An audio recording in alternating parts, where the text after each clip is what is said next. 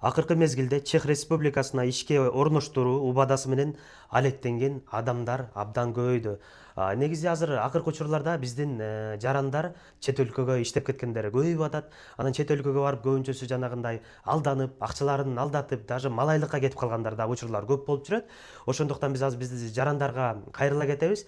Эгер чет өлкөгө чыгып иштейм дегендер болсо, жанагы bizde Migrant Cage деген сайт бар. Ошо Migrant Cage'e кирип ошол сайттан карасаңар, ошо силер кирип иштегени бараткан агенттиктин жана сайтын карайсыңар. Эгер бар болсо, лицензиясы бар болсо, жана ошондо мыйзамдуу иш алып барган деп ойлосо болот. Ошондой эле силер дагы бир текшерүү үчүн ал жанагы агенттик менен силер дагы диалог жүргүзүп, ошентип дагы бир текшерсеңер болот. Анткени азыр көбүнчөсү эле мисалы акча үчүн кээ бирөө блогерлер, артисттер реклама алгандар болот. Аларга ишенбесең, ошо Migrant Cage'ден баарын көрүп, жаңы эле өйдөдө сөз айта кеттик. Ошо менен бир текшерип алсаңыздар болот. Өзүңүздөр сак болуңуздар, алданбаңыздар.